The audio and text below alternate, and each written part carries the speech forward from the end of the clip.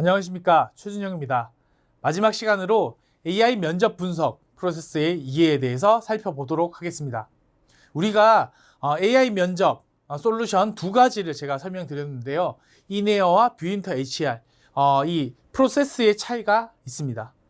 이네어 같은 경우에는 공식적으로 파트가 구분되어 있고 그 파트별로 진행이 됩니다.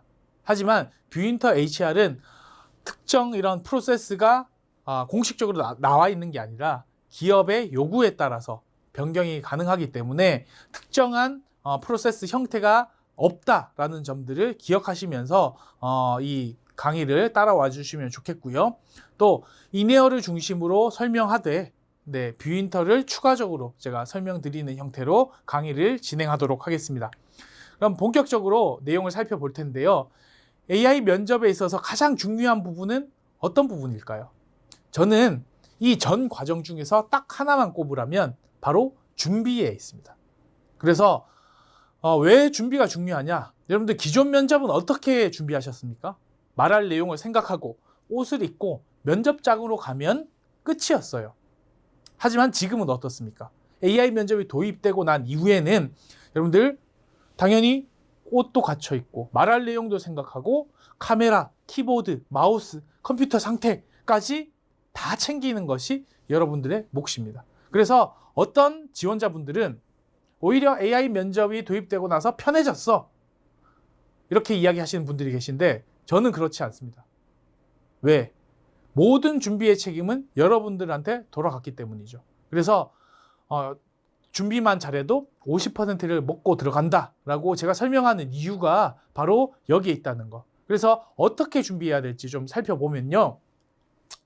3일 전에 테스트 코드를 여러분들한테 메일로 전송을 해줍니다. 그러면 여러분들이 카메라 환경, 그 다음에 컴퓨터의 환경 이런 것들을 테스트할 수 있도록 여러분들이 들어가 볼 수 있어요. 근데 이거 꼭 하루 전, 몇 시간 전에 들어가서 테스트합니다. 그러면 문제가 없으면 상관없어요. 그러나 집에 컴퓨터가 문제가 있거나 프로그램이 실행이 안 돼요. 그러면 땀을 뻘뻘 흘리면서 어떻게 해야지 하다가 다행히 잘 조치한다고 하더라도 어떻게 됩니까? 이미 진이 다 빠지고 피곤한 상태에서 면접을 봐야 된다는 거죠. 그러니까 이렇게 테스트 코드를 받은 직후에 가급적이면 빠른 시간 안에 여러분들 테스트해 볼 것을 권해드립니다. 그 다음에 안정적인 유선 인터넷을 추천드립니다. 무선 인터넷도 됩니다. 하지만 중간에 연결이 끊기거나 또 그 전원이 차단돼서 제대로 할 수 없는 경우들이 생길 수 있습니다. 그렇기 때문에 가급적이면 안정적인 유선 인터넷을 활용하시는 것이 좋겠고요. 그 다음에 윈도우 7 이상, 이거는 아마 대부분 윈도우 10을 사용하실 거기 때문에 크게 걱정은 하지 않지만 요게 걱정이죠. 크롬 브라우저를 활용하셔야 됩니다.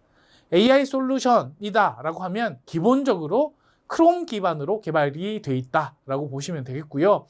그렇기 때문에 크롬을 깔아 두시고 또 거기에서 제대로 작동하는지까지 확인하실 필요가 있겠죠. 네. 그 다음에 요 내용들은 실제로 여러분들이 접속을 하셔서 테스트 코드를 진행해 보시면 자연스럽게 설명이 나옵니다. 하지만 공식적으로 설명 안 되는 내용들에서 제가 여러분들한테 주의하실 점을 좀 소개해 드리면, 여러분들 SNS 하다 보면 VJ들이 실수하는 거 많이 보셨을 거예요. 막 이렇게 VJ가 막 방송을 진행하고 있는데 갑자기 어머니가 등장하셔가지고 뒤통수를 딱 때리고 뭐 하는 거야! 뭐 이런 거 하시는 거 여러분들 보신 적 있죠?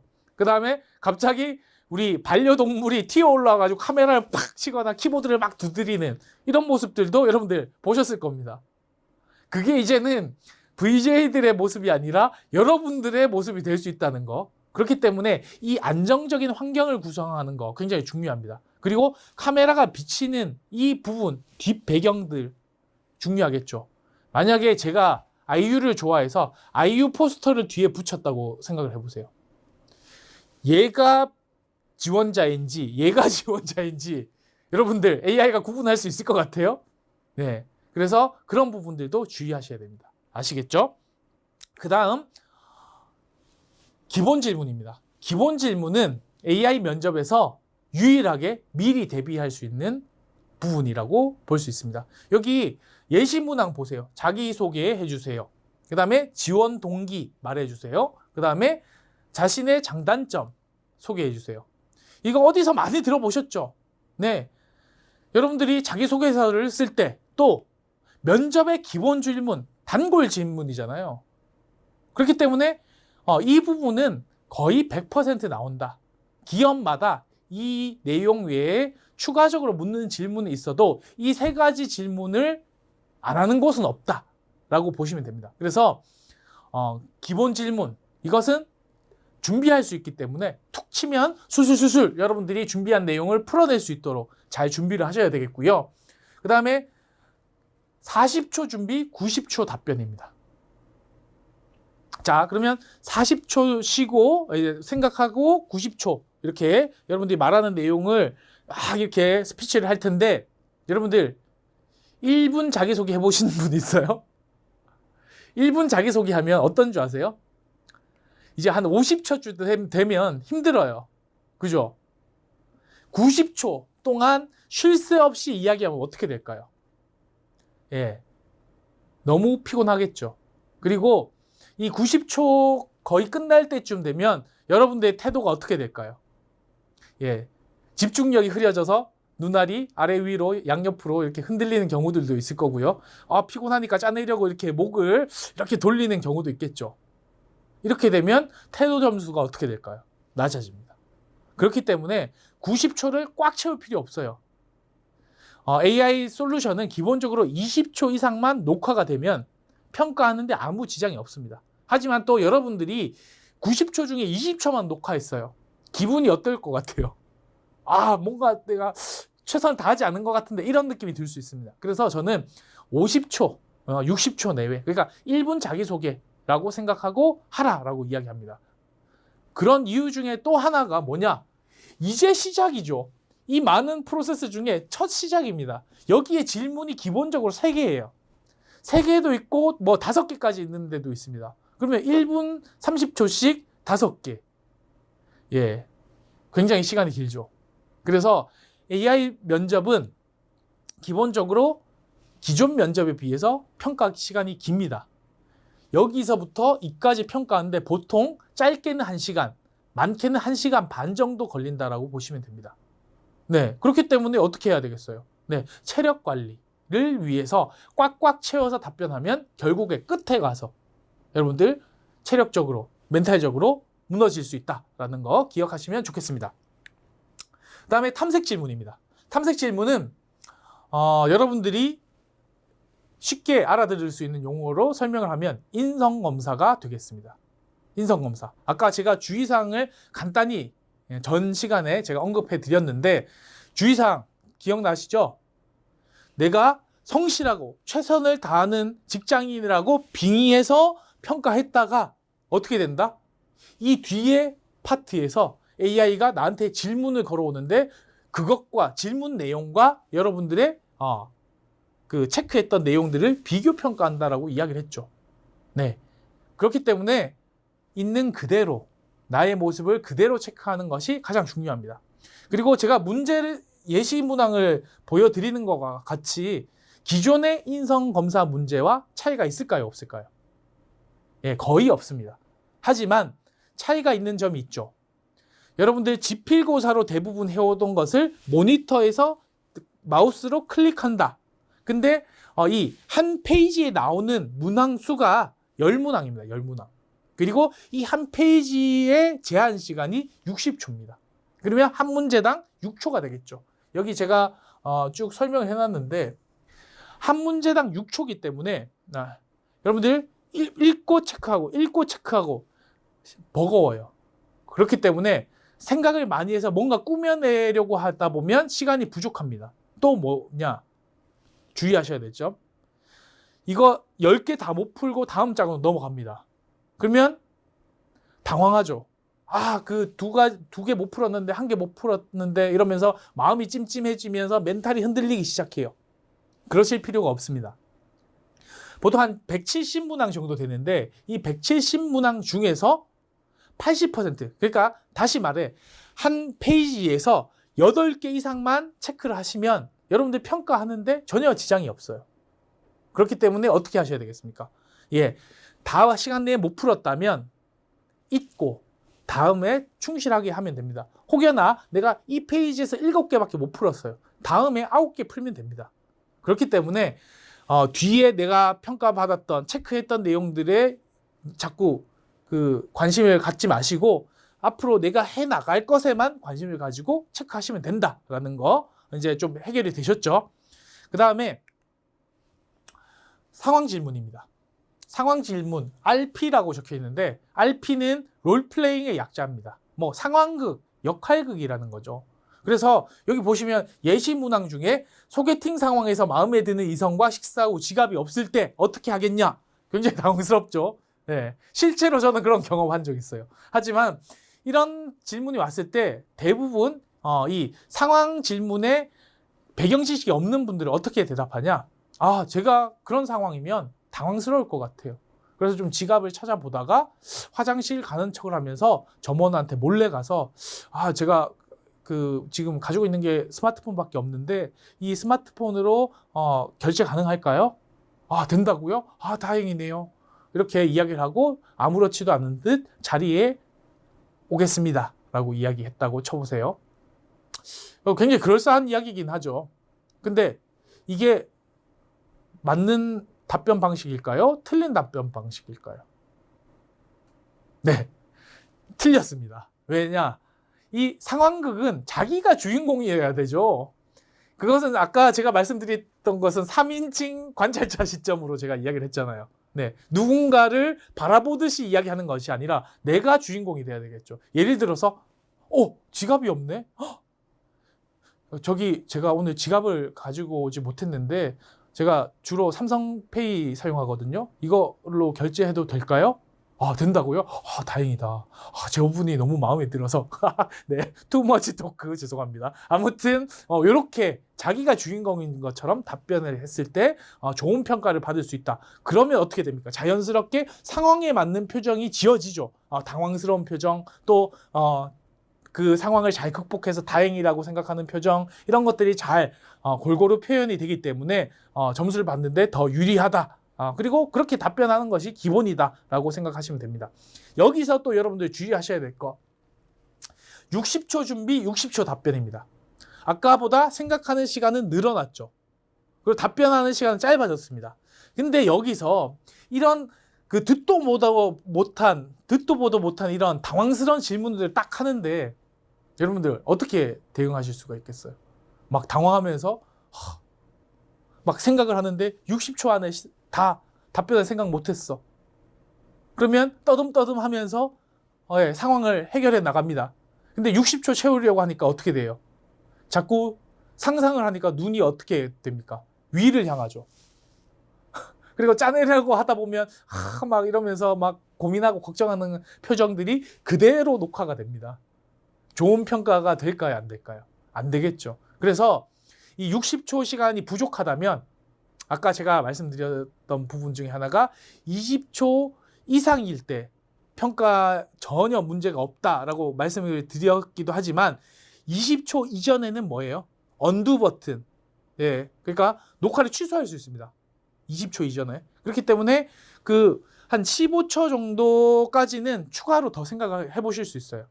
만약에 60초 동안 어느 정도 준비가 됐다. 그러면 어떻게 하시는 게 좋겠어요?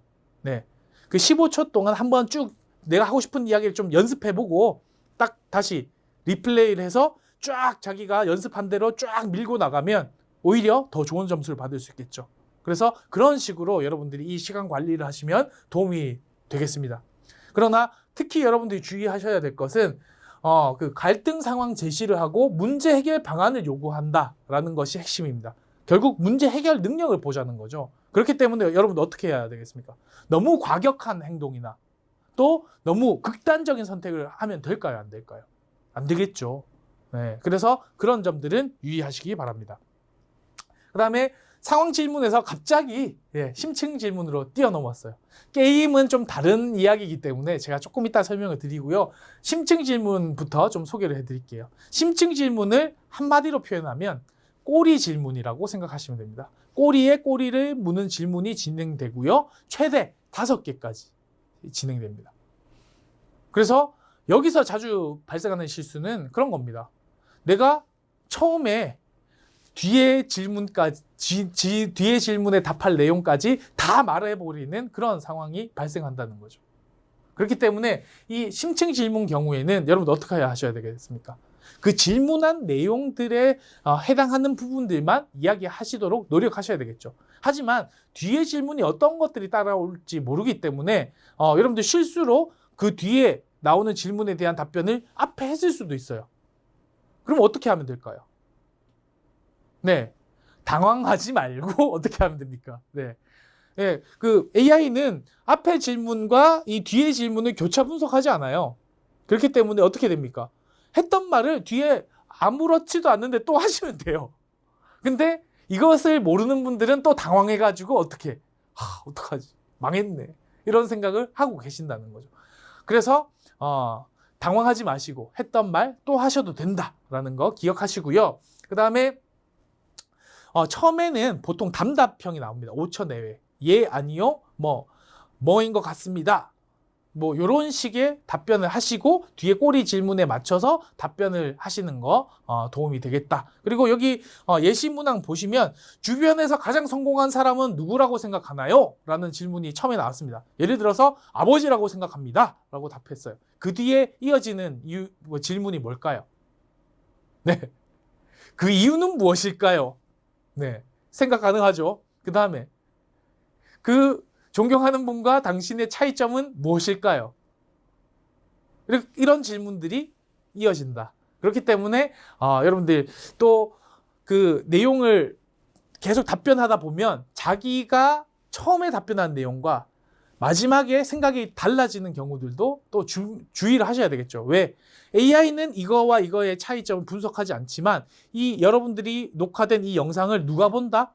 면접관들도 보고요. 채용 담당자들도 보고 있다는 사실 기억하시면 좋겠습니다. 그리고 요 밑에 보시면 필요에 의해 사소하다고 생각하는 규칙을 어겨본 적이 있는가라는 여기 밑에 내용이 있는데 이 사소한 규칙 어겨본 적이 한 번도 없다. 이런 식의 인성검사에서 체크를 했다면 이런 질문 나왔을 때 어떻게 답변해야 될까요? 네. 이게 헷갈리지 않도록 여러분들 주의를 하시면서 그런 부분들을 답변하셔야 된다. 그 체크했던 내용과 여러분들 답변하는 내용이 다르면 안 된다라는 부분 기억하시기 바랍니다. 그 다음에 게임입니다. 게임은 이제 어떤 내용으로 구성되어 있냐, 그리고 또 어떻게 평가받느냐, 제가 앞 시간에 간단하게 설명을 드리긴 했습니다. 근데 좀 더 자세히 설명을 드리자면 그 게임에서 주로 나오는 출제되는 이런 게임의 내용들 여기 보시는 것과 같이 이렇게 나와 있습니다. 사실 이 게임의 내용들은 인터넷에 찾아보시면 굉장히 다양하게 나와 있습니다. 그러나 이 게임에서 중요한 부분들은 이 하나하나의 게임을 얼마나 잘 플레이하느냐가 관건이 아닙니다. 아까 뭐라고 했죠? 게임은 뇌의 각 영역, 그러니까 직무 영역을 담당하는 그 부분이 얼마나 활성화되어 있는지 여러분들을 테스트하고 싶어 하는 것이 이 게임 면접의 핵심입니다. 그렇기 때문에 여러분들의 그런 활성화된 정도를 잘 반영하기 위해서 노력하셔야 된다. 즉, 게임의 마스터가 되는 것이 중요한 게 아니라 여러분들의 실력을 당황하지 않고 보여줄 수 있어야 된다라고 생각하시면 됩니다. 근데 마이다스 IT 이내어에서는 공식적으로 이렇게 이야기를 했습니다. 게임은 아무리 준비한다고 해서 더 높은 평가를 받을 수 없기 때문에 준비할 필요가 없다라고 이야기합니다. 저는 그 말이 반은 맞고 반은 틀렸다고 생각합니다. 왜 그러냐? 당연히 뇌의 그런 특정 능력의 활성화 정도를 체크하는 거기 때문에 연습한다고 해서 그 뇌의 영역이 갑자기 막 발달하는 경우는 많지 않겠죠. 하지만 연습을 해야 되는 이유가 있습니다. 왜? 여러분들 면접 준비 왜 하나요? 면접을 잘 보기 위해서 준비하는 거지 면접을 준비하면 무조건 잘 보는 게 아니죠. 그래서 잘 볼 수 있게, AI 면접을 잘 볼 수 있게 게임을 미리 연습해 보실 필요가 있는데, 그 수준은 어느 정도냐? 갑자기 여러분들 게임 플레이를 했을 때 룰을 모르는 상태에서 그 룰에 대한 설명을 해주고 게임을 합니다. 여러분들의 본연의 능력이 제대로 발휘가 될까요? 안 되겠죠. 룰을 익히고 어느 정도 내가 체화를 한 다음에 플레이를 실제로 해본다면 내가 가지고 있는 능력을 제대로 보여줄 수 있습니다. 그렇기 때문에 연습을 하라는 거지, 이걸 했을 때 반드시 점수가 나오기 때문에 이 연습을 하라는 의미가 아니에요. 그리고 그 중에는 정답이 있는 게임과 정답이 없는 게임으로 나눠져 있습니다. 정답이 없는 게임을 아무리 연습한다고 한들 정답이 없는데 잘 본다, 말이 안 되겠죠. 네. 그래서 여러분들 미리 어떤 게임이 있는지 좀 확인하시고 미리 플레이를 해보시기를 바랍니다.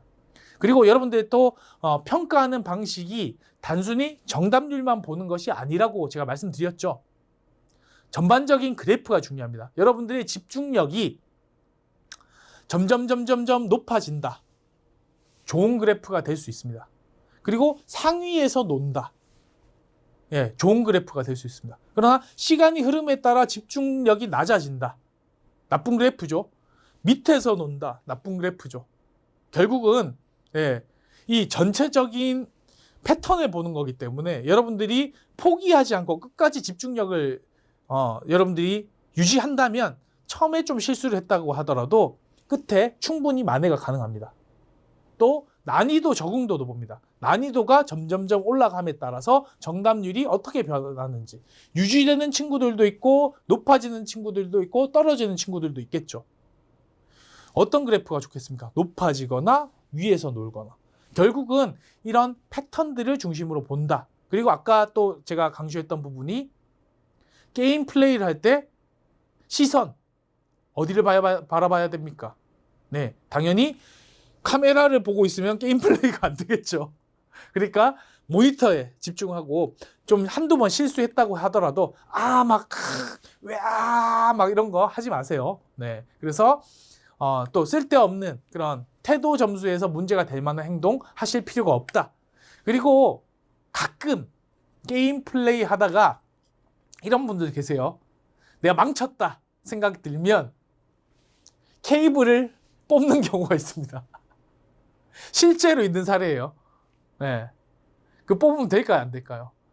이제 솔루션 업체에서 이거 일부러 뽑는 사람들이 있구나 라는 거 알고 있습니다. 그래서 혹여나 여러분들 또 그런 실수들을 통해서 피해받지 않도록 또 주의하시기 바랍니다. AI 면접에 대해서 쭉 소개를 드렸는데 여러분들 도움이 되셨나요? 네. 마지막으로 여러분들에게 팁을 드리자면, AI 면접은 처음부터 끝까지 포기하지 않고 집중력을 유지한 사람들이 좋은 점수를 받을 수 있는 구성으로 이루어져 있다라는 점 기억하셨으면 좋겠고요. 여러분들이 연습하실 때도 이런 각각의 포인트들을 한번 생각해 보시면서 내가 잘 볼 수 있도록, 그리고 카메라에 잘 적응할 수 있도록 연습하신다면 더욱더 도움이 될 거라고 예상이 됩니다. 여러분들 고생하셨고요. 이번 시간 마무리하도록 하겠습니다. 마치겠습니다.